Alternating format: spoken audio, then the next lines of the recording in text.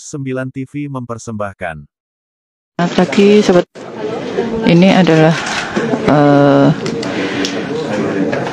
sosok dari MSAT, tersangka kasus pencabulan yang beberapa waktu lalu sempat berstatus daftar pencarian orang.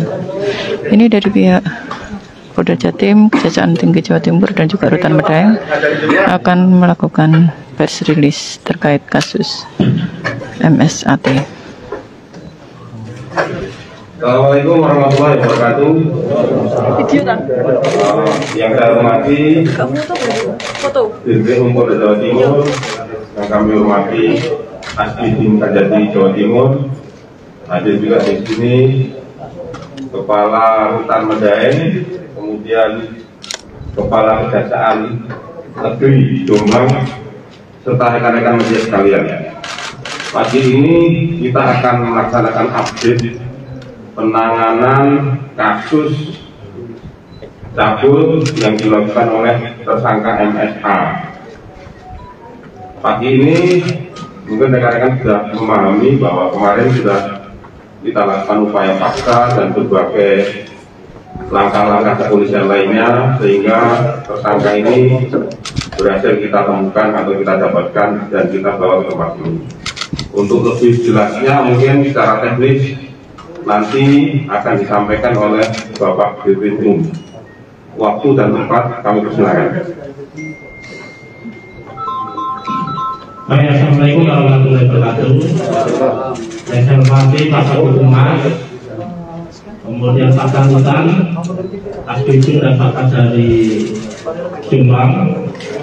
Alhamdulillah barusan tepatnya tahun 9.30 secara administrasi kita telah menyerahkan tahap 2 tersangka dan barang bukti, kemudian diterima langsung oleh JPU sekaligus disaksikan oleh Pak Asbidum dan Pak Kajari dari Jombang. Mendasari pasal 8 ayat 3 UHAP, kita telah melaksanakan kewajiban penyidik untuk menyerahkan tersangka dan barang bukti. Sekaligus untuk penyidikan berikutnya, tahapan berikutnya untuk peradilan sepenuhnya nanti akan dilaksanakan oleh rekan-rekan dari JPU. Kemudian rekan-rekan sekaligus untuk kemarin 321 yang telah kita amankan dalam proses penangkapan di tanggal 7 Juli 2022, gabungan tim penyidik dari Dirkrim Polda Jatim dan penyidik yang dibentuk oleh Kapolres Jombang telah menetapkan 5 tersangka. 1 tersangka kejadian yang tanggal 3 Juli waktu penangkapan penyergapan di hari Minggu. Kemudian 4 tersangka yang kejadian kemarin di hari Kamis waktu kita melakukan penangkapan di Pondok. Rencana siang hari ini akan kita lakukan penahanan terhadap 5 tersangka dengan pasal 19 Undang-Undang 12 2022 tentang tindak pidana susila, khususnya berkaitan dengan perbuatan mencegah merintangi proses penyidikan. Dalam konteks ini adalah saat dilakukan tahap 2, ancaman hukuman 5 tahun. Kemudian terhadap 315 yang sudah diamankan statusnya masih saksi, rencana siang ini akan kita ulangkan. Saya kira itu secara teknis telah kami sampaikan.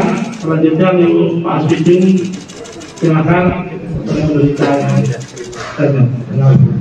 Bismillahirrahmanirrahim. Assalamualaikum warahmatullahi wabarakatuh. Saya Pak Dirkrim,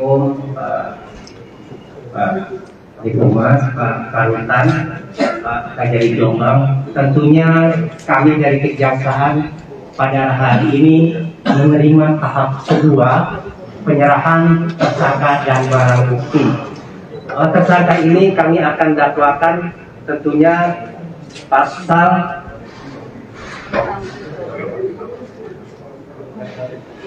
285 KUHP, junto pasal 65 KUHP, ancaman pidana 12 tahun, atau kedua pasal 289 KUHP, junto pasal 65, ancaman pidana 9 tahun, atau pasal 294 ayat 2 kedua KUHP, junto pasal 65 KUHP, dengan ancaman pidana 7 tahun.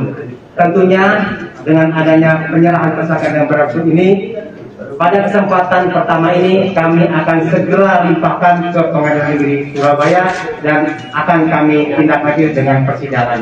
Mungkin ada sampaikan dari Pak Kadil. Cukup ya, demikianlah rekan-rekan media ya. Jadi berkat kerja sama ini kami telah berhasil untuk menindaklanjuti perkara persetubuhan, pemerkosaan atau percabulan ya. Mudah-mudahan ini dapat terbukti di persidangan. Demikian dari saya, wassalamualaikum warahmatullahi wabarakatuh. Ya. Pak. Dalam perkara ini ada berapa laporan terhadap tersangka? Itu pertama, kemudian kedua, kenapa proses peradilannya ditempatkan di Surabaya? Lokusnya kan kita tahu bahwa itu di Jombang. Terima kasih. Yang pertama, untuk korban ada 5, tapi secara teknis untuk identitas itu tidak kita sampaikan. Yang kedua, berkaitan untuk proses peradilan di Surabaya nanti Pak Asbidu yang menjelaskan karena itu kamarnya Pak Asbidu. Baik, untuk menjelaskan kenapa persidangan di Surabaya ini terkait dengan kondusivitas persidangan. Dasarnya adalah disampaikan oleh Kadil Jombang. Baik, terima kasih teman-teman semua.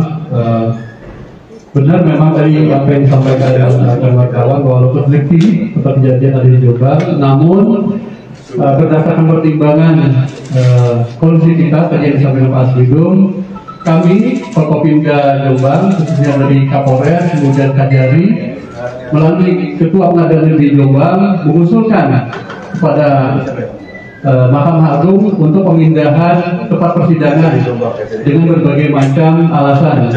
Nah, hal ini didasarkan di ketentuan pasal 85 UHP. Jadi atas dasar pertimbangan tersebut kemudian kami bacakan Ketua Mahkamah Agung Republik Indonesia memutuskan dengan putusan nomor 170/KMA/SK/5/2002 tertanggal 31 Mei 2002 tentang penunjukan Pengadilan Negeri Surabaya untuk memeriksa dan memutus perkara pidana atas nama terdakwa M. Subsi Azal bin Muhammad Mukhtar Mufti. Jadi dasar pemindahan tempat sidang di Surabaya berdasarkan surat keputusan yang dibuat oleh Ketua Mahkamah Agung. Begitu, silakan. Pak, untuk sangkaan pasal yang tadi dibacakan tadi, apakah nanti juga disertakan hukuman tuntutan kebiri, Pak, untuk tersangka? Itu terkait dengan apakah nanti akan ada kebiri atau tidak, itu nanti tergantung fakta persidangan. Nanti kita lihat saja ya. Siap. Saya rasa cukup rekan-rekan ya. Komandan, ini mau Jumat dulu. Satu lagi yang mau dah. Ya. Untuk sang kiai yang kelihatannya turut menahan tersangka ini seperti apa? Apakah ada perlakuan khusus atau tidak? Jadi selama ini kita berkomunikasi baik dengan beliaunya dan alhamdulillah rekan-rekan sudah tahu bahwa berkat beliau juga tersangka ini bisa kita amankan sampai sekarang. Demikian ya rekan-rekan. Saya sudah cukup ya, sudah cukup 5W1A sudah terpenuhi semua. Terima kasih. Demikian jumpa pers yang dilakukan oleh Polda Jawa Timur, Kejaksaan Tinggi Jawa Timur, Kejaksaan Negeri Jombang dan juga Rutan Medaeng. Ini tersangka MSAT atau biasa disapa Mas Beki dikembalikan lagi ke sel isolasi, di mana itu adalah tempat tahanan baru yang masuk ke Rutan Medaeng akan ditempatkan di sel isolasi Rutan Medaeng bersama tersangka baru yang lainnya yang hasil limpahan dari Kejaksaan Negeri Surabaya, Kejaksaan Negeri Perak. Demikian siaran langsung dari